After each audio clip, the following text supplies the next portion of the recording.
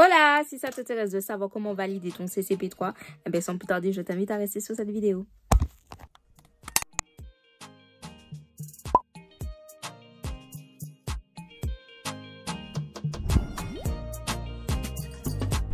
Donc, juste avant de commencer, je tenais à remercier toutes les personnes qui se sont abonnées récemment à cette chaîne YouTube. Et puis, sans plus tarder, nous allons commencer la vidéo. J'aime pas trop faire des introductions trop longues. Juste cœur sur vous, vous êtes une team géniale et vous m'encouragez à pouvoir continuer à vous filmer des vidéos. Donc, cœur sur vous. Et puis, sans plus tarder, nous allons commencer la vidéo. Trop de belle bataille. Donc, sans plus tarder, on va rentrer dans la troisième rubrique et on va parler de la rubrique générale et les sous-compétences. Donc, déjà, je vais les expliquer quelles sont, les énumérer. Et du coup, on va un petit peu les décortiquer par la suite. Et je vais expliquer ce qu'on attend de vous pour chaque sous-compétence du CCP3. Donc, du coup, la sous-compétence, la troisième grande rubrique du CCP3, c'est mettre en œuvre une offre de service auprès des employeurs pour favoriser l'insertion professionnelle. Donc, si on comprend bien, c'est mettre une offre de service en faveur de qui? Les employeurs. Pour faire quoi? Pour favoriser l'insertion professionnelle. Comment on fait ça? C'est déployer. Il va falloir savoir déployer dans une démarche de projet des actions de prospection avec les employeurs du territoire pour favoriser l'insertion professionnelle. Il va falloir savoir apporter un appui technique auprès des employeurs en matière de recrutement. Il va falloir savoir intégrer et maintenir le salarié dans un environnement professionnel, tout en posant aussi également des acteurs professionnels dans une démarche de développement durable. Donc ça, ce sont les démarches, en fait, un petit peu les compétences à pouvoir acquérir pour pouvoir obtenir son troisième CCP3. Donc voilà, une fois que ça, c'est un petit peu clair, là, on peut rentrer dans les détails de qu'est-ce qu'on attend de vous pour chaque compétence. Donc, si on reprend déjà la première sous-compétence, c'est déployer dans une action de démarche des actions de prospection auprès des employeurs du territoire pour favoriser l'insertion professionnelle. Donc, ce qu'on attend de vous, c'est déjà dans un premier temps, si vous avez bien suivi les étapes, c'est que vous devez exercer une veille informationnelle qui vous permet de savoir les dispositifs qui peuvent être mis en place en faveur des publics adaptés parce que chaque public a ses besoins et à ses spécificités. Donc, du coup, là, on vous demande sur votre territoire quels sont vos acteurs internes, externes, quel est votre bassin d'emploi, quelle est un petit peu la caractéristique de votre population, ce qui vous permet déjà d'avoir une première approche. Quelles sont les structures, les domaines qui recrutent le plus dans ce domaine-là sur votre territoire? Pourquoi? Parce que est-ce qu'il répond au bassin d'emploi, des projets de la région, du département, de la ville, un petit peu se renseigner vis-à-vis de tout ça, ce qui vous permettrait d'avoir une approche et de pouvoir savoir vers qui vous orienter, notamment les acteurs. Donc, ça, c'était pour la première rubrique. La deuxième rubrique, c'est quoi? C'est apporter un appui technique auprès des employeurs en matière de recrutement. Vous allez me dire, mais Laurine, comment on fait ça?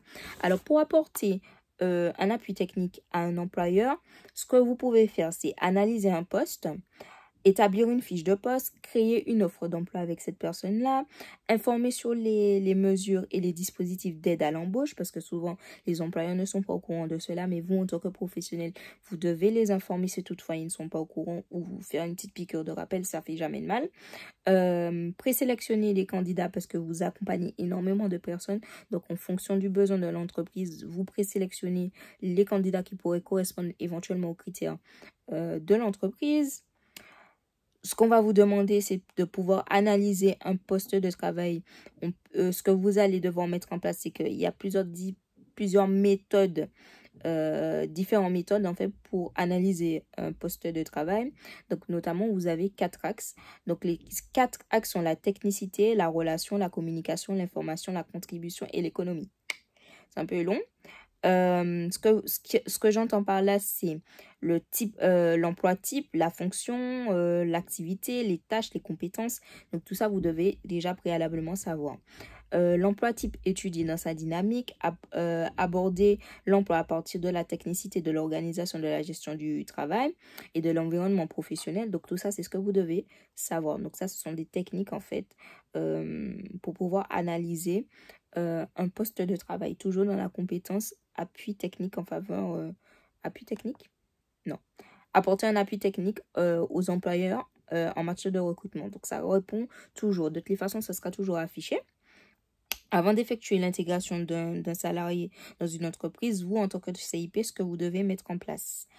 Vous devez tout simplement, dans un premier temps, veiller à savoir l'organisation, les horaires d'ouverture, l'implantation et la taille de l'entreprise, l'interlocuteur privilégié, notamment le tuteur, la RH, les besoins de l'entreprise, les conditions de travail et de sécurité, la culture de l'entreprise, voir si ça peut coïncider avec la personne accompagnée, l'évolution de poste, savoir s'il y a une possibilité d'évolution ou pas du tout, le type de contrat privilégié, donc si l'entreprise préfère partir sur un CDD renouvelable ou un CDI d'entrée, voir tout ça, vous devez en tant que CIP savoir informer la personne accompagnée.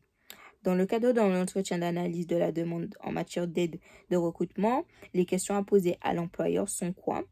Quelles sont les activités liées au poste, quelles sont les conditions d'accès au poste, quels sont les types de contrats, quels sont les modes de recrutement, reconnaissez-vous des difficultés de recrutement, si oui, lesquelles. Ça, c'est un petit peu des questions que vous pouvez vous poser. Et si toutefois vous avez d'autres questions par rapport à cela, je pourrais faire une vidéo beaucoup plus détaillée sur toutes les questions que vous pouvez poser pour pouvoir favoriser, être un appui en matière de recrutement. Si ça vous intéresse, n'hésitez pas à me le mettre en commentaire. S'impliquer dans une démarche de projet signifie quoi? C'est prévoir le temps nécessaire, comprendre les enjeux de la structure et pour l'utilisateur finaux, identifier l'origine du projet, son contexte et ses acteurs et ses objectifs, identifier les moyens humains, le matériel financier, apporter un apport global dans la démarche de projet et la partager, être autonome et rendre compte au comité de pilotage parce que bien évidemment, il faut connaître ses limites. Même si vous avez peut-être, voilà, il faut toujours connaître ses limites en tant que professionnel. C'est quelque chose de vraiment très, très, très primordial. Et donc, du coup, par la suite, être force de proposition et être productif. Donc, tout en proposant des choses, mais il faut aussi également être productif. Participer à la finalisation du projet, évaluer le projet en s'inscrivant dans une démarche de qualité. Donc, ça, c'est ce qu'on entend par une démarche de projet. Ce qui répond à... attendez 2 secondes. Oh là là, ça s'est sorti. Donc, oui, excusez-moi. Ce qui répond en fait à la facilitation de l'intégration et le maintien du salarié dans son environnement professionnel. Donc ça, on est déjà sur l'autre rubrique. De toutes les façons, ça sera affiché. Donc, dans la démarche de projet, on formule plusieurs hypothèses pour les solutions. Donc, vous devez appréhender le projet sur tous les aspects d'une manière systématique. Ne pas se limiter à une seule solution, parce que bien évidemment, quand vous faites un plan d'action, vous devez avoir plusieurs solutions. Et même si toutefois la situation s'avère être négative ou pas positive du tout, il faut que vous puissiez proposer d'autres solutions. Pour cela, vous allez devoir envisager la réponse la plus adaptée à la problématique et à résoudre. Donc ça, tout ça, c'est de façon anticipée. C'est pas quand le moment arrive. Voilà. Un petit peu plus de précision au niveau pour faciliter l'intégration d'un salarié.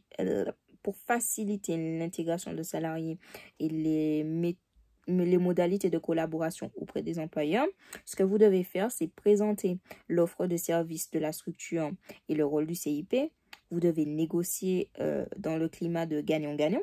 Donc, bien évidemment, des deux côtés, vous devez être dans un accord gagnant-gagnant. Être ouvert, disponible, force de proposition et facilitant. Ça, c'est ce que vous devez mettre en place lors de l'échange et c'est ce qu'on va pouvoir évaluer. L'analyse de pratique et reproduire les réussites. Ça, c'est ce que vous allez devoir mettre en place. Donc, analyser votre pratique et reproduire les réussites par la suite aussi également. Entretenir la collaboration en gardant le lien avec votre réseau. Organiser des visites d'entreprise pour démystifier la prise de poste à l'entrée en entreprise. Donc ça, c'est ce que vous allez être amené à faire par la suite. Voilà. Donc, bien évidemment, la question est la suivante. C'est les différents réseaux et partenariats. Quelles sont les différences? Donc, ça rentre toujours dans la 3e rubrique. Et je vais finir par la dernière sous-compétence qui parle du développement durable. Comme ça, c'est rapide. Là, pour vous donner quelque chose de vraiment pépite et complet. C'est la différence entre le réseau et le partenariat. Donc, si vous voyez que je regarde vers le bas, c'est parce que j'ai des fiches. Voilà. Donc, la différence entre le réseau et le partenariat, c'est que le partenariat, c'est formel et contractualisé, durée de vie limitée. Alors qu'un réseau, c'est informé, non contractualisé, a un besoin d'être entendu et développé. Donc, ça, c'est vraiment ça les deux différences. Pour constituer son réseau, vous devez apporter des réponses appropriées, gagner en temps, en efficacité, faciliter les démarches, éviter de l'isolement face à une situation professionnelle complexe. Donc, vous pouvez en échanger avec d'autres personnes de votre réseau, par exemple sur LinkedIn. Si ça t'intéresse de t'abonner à mon LinkedIn, il est juste là. Donc, du coup, c'est aussi également se prêter et à être repéré professionnellement. S'appuyer sur le réseau primaire personnel de la personne pour prendre conscience des solutions existantes dans son entourage immédiat, parce que bien évidemment, en tant que professionnel, vous allez développer un réseau, donc connaître un petit peu les acteurs, développer dans chaque structure des partenariats ou des contacts, en fait, tout simplement, qui vous permettra de faciliter votre travail et de gagner en temps en termes d'accompagnement. Donc, si par exemple, c'est un accompagnement par rapport à une assistante sociale, si vous savez que vous avez un contact d'une assistante sociale, elle pourra vous orienter par rapport à cela. Ce sera beaucoup plus compliqué que si vous allez chercher l'information toute seule. Là, vous envoyez un petit mail, un petit message, peu importe la méthodologie de mise en contact. Mais au moins, vous avez l'information. C'est ça vraiment ce qu'on attend de vous par rapport à le réseau et le partenariat. Donc, les règles à respecter dans les équipes professionnelles, c'est faire preuve d'objectivité, faire preuve d'impartialité. Très important. Avoir une posture de non-jugement, bien évidemment, toujours la neutralité. Avoir une proposition de non-discrimination, donc toujours dans la continuité de neutralité. Respecter la vie privée de la personne accompagnée. Donc le but, c'est d'avoir des informations, c'est pas d'accabler ou d'accabler ou d'amplifier. C'est parce qu'on attend de vous, c'est vraiment d'avoir des informations pour accompagner au mieux cette personne. Et on attend de vous une certaine neutralité, bien évidemment. Et de toute façon, vous êtes contraint à le secret professionnel déjà. Donc, les éléments qui définissent et caractérisent un parcours d'insertion sont la contractualisation de l'accompagnement, les étapes nécessaires à l'insertion de la personne accompagnée, les outils et les méthodes, les réajustements nécessaires en fonction du parcours du projet professionnel. Donc ça, en fonction du projet professionnel ou pas, défini ou pas, ben vous allez voir que vous allez tout le temps ajuster en fonction des besoins. Donc ça, c'est quelque chose... Un projet professionnel n'est pas lisse. Bien évidemment, il y a des cascades.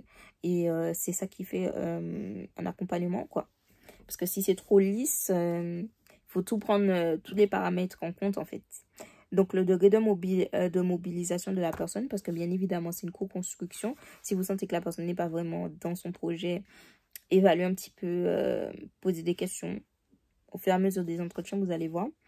Dans une démarche d'insertion, les préalables à respecter sont d'inscrire dans une démarche d'institutionnel pour justifier le légitime de la posture. Je vais mettre ça parce que j'ai du mal à... Voilà. En gros, ce qu'on attend de vous, c'est de pouvoir savoir et justifier en fait la posture de la personne, avoir la posture professionnelle adaptée. Donc là, je parle de votre posture à vous. S'adapter au rythme de la personne en tenant compte des contraintes du cadre institutionnel de la structure. Donc là, vous vous adaptez un petit peu comment la personne fonctionne, mais vous devez aussi lui inculquer un petit peu les règles du code du travail, en fait. C'est-à-dire les codes. Donc, c'est vraiment important. Les outils et les méthodes pour l'accompagnement sont, au niveau des outils, ça peut être par exemple une enquête métier, brainstorming, un bilan de compétences, un bilan professionnel, une PSMP, logiciel d'orientation, Internet. Ça peut être la méthode trèfle chanceux ADVP. Donc, si ça vous intéresse de savoir comment on fait ça, ben, je vous ferai une vidéo très prochainement par rapport à cela. Donc, un petit peu, c'est vraiment ça. Et puis, la dernière compétence, ça c'est long, mais c'est très important. C'est vraiment de s'inscrire dans le cadre d'un développement durable. Donc, si vous pouvez vraiment au maximum éviter d'imprimer pour l'écologie, utiliser le mail, le téléphone, ce qui permettra d'être dans une démarche de développement durable. C'est plus que bénéfique et c'est ce qu'on attend de vous en tant qu'acteur et professionnel dans le monde de l'insertion. Voilà, donc c'est un petit peu ça. J'ai eu plusieurs demandes par rapport au CCP3, ben, vous êtes servi. Vous avez tout ce que vous avez besoin. Si toutefois vous avez d'autres questions, bien évidemment, je me ferai un plaisir de répondre à ces questions en commentaire. Et puis, je vous remercie encore une fois pour tous les likes, les commentaires, les abonnements très récents. Je vous fais des énormes bisous, c'est toujours 3 bisous. Et puis, on se retrouve dans une prochaine vidéo. Et puis, on se tient au courant.